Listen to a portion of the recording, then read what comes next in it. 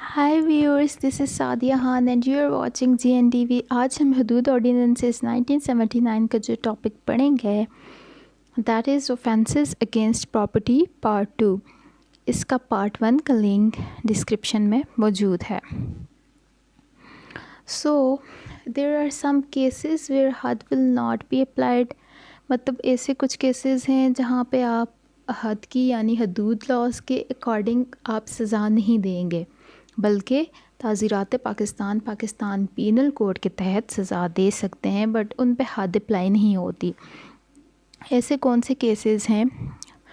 तो इसमें आप थोड़ा हैरान भी होने वाले हैं क्योंकि ज़्यादातर लोगों को ये इन्फॉर्मेशन नहीं होती।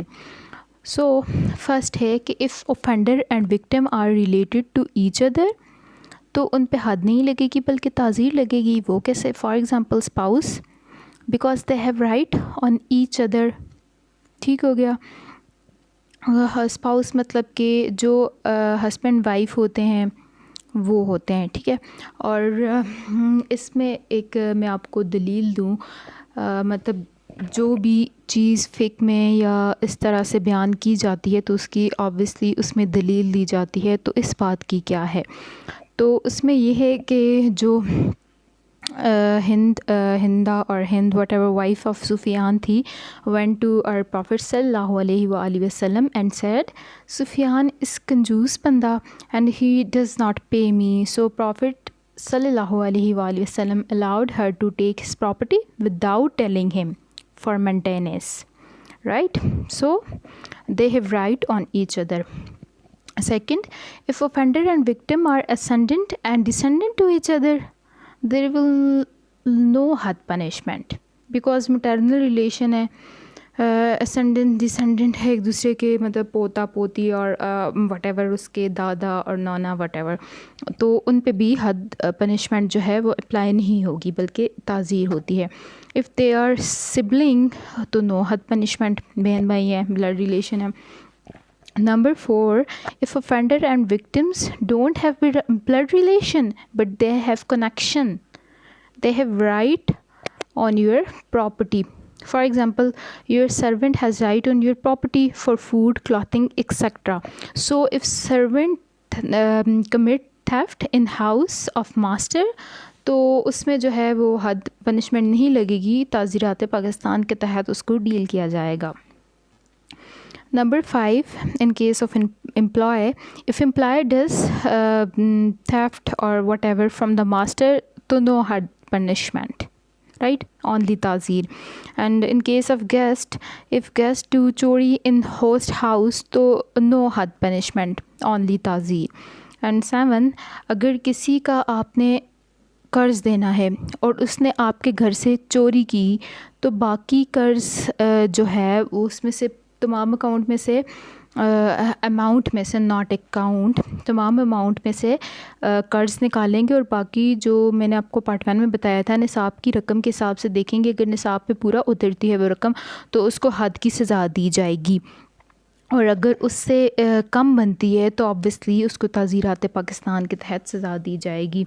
मतलब if creditor steals his debtor property, तो उस पर हद नहीं लगती क्योंकि उसका हक है ना, उसने उससे कर्ज़ लिया हुआ है तो उसको वापस नहीं करा, तो उसने उसके घर से जाके चोरी कर ली, सो उसको पाकिस्तान पीनल कोड के तहत डील किया जाएगा। देन इन केस ऑफ इस्तरार और इकरा, मतलब इस्तरार और इकरा का क्या मतलब है कि इस्तरार ये होता है फ़ियर ऑफ इंजरी।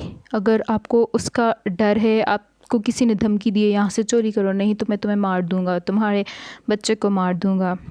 एंड इकरा इन केस ऑफ शदीद हंगर और शदीद प्यास लगी हुई है, तो उस पर हद अप्लाई नहीं होगी बिकॉज़ वो उसकी नीड थी तो तब उसने ऐसा किया है, तो इसलिए उस पर जो है वो हद की पनिशमेंट बहुत सख्त होती है, तो उसको नहीं दी जाएगी। पाकिस्तान पीनल कोड में दे सकते हैं हम। और 2 एडल्ट मेल मुस्लिम रिक्वायर होते हैं ऑफ कोर्स गवाही देने के लिए।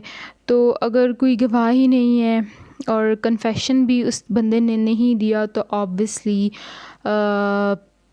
उसने जो है वो उस पर हद तो फिर नहीं हो सकता। अगर जस्ट उसके पास प्रूफ है, फॉर एग्जांपल एविडेंसेस हैं, तो हद के केसेस में एविडेंसेस तो नहीं एक्सेप्ट किए जाते, तो उसको पाकिस्तान पिनल कोड के तहत डील किया जाएगा। तो लेकिन इन केस अगर if approve by confession but no गवाही, कन्फेशन है गवाही नहीं है, तो अगर बाद में वो कन्फेशन अपना ख़त्म कर देता है तो कोर्ट री ट्रायल का हुक्म दे सकती है। And if due to any reason hand is disabled तो amputation would be converted into imprisonment. बंदा है, उसने चोरी की है, तो हाथ पनिशमेंट के अकॉर्डिंग तो ऑब्वियसली उसके हाथ काटे जाएंगे, लेकिन एक हाथ उसका डिसेबल है तो फिर उसका दूसरा हाथ को तो नहीं काटेंगे, ये ऐसा ही एक रूल है। तो फिर उसको इम्प्रिजनमेंट यानी उसको जो है वो कैद की सज़ा दी जाएगी, राइट। आगे important points regarding crimes related to property, तो उसमें कौन से क्राइम्स आते हैं? थेफ्ट एंड हराबा। तो पार्ट 1 में आपको पता चल गया होगा व्हाट आर थेफ्ट एंड हराबा। तो फर्स्ट पॉइंट कि if property is stolen in real state he will ask to return his property. If he can't compensate, he is not bound to return the property because he consumed the property. Property तो consume हो गई है, तो वापस ही नहीं कर सकता, so he is not bound to return. Scholar से दैट देन स्कॉलर कहते हैं कि what about the loss of victim. तो है इस पे आप 379 पीपीसी का जो है वो सेक्शन देख लें, राइट। देन अगर उसने प्रॉपर्टी जो है वो बाय फोर्स ली है तो एक दो ऑफेंसेस हो गए हैं, उसने 2 ऑफेंस कमिट कर लिए हैं। एक तो वो थ्रेट कर रहा है बंदा, ऊपर से चोरी कर रहा है, तो उसको 2 ऑफेंसेस की सज़ा दी जाएगी, एक की नहीं, right. Then punishment of offences against property, मतलब जो पाकिस्तान पीनल कोड में अगर हम देखें तो 30 types plus rigorous punishment that is not less than 3 years और मोर।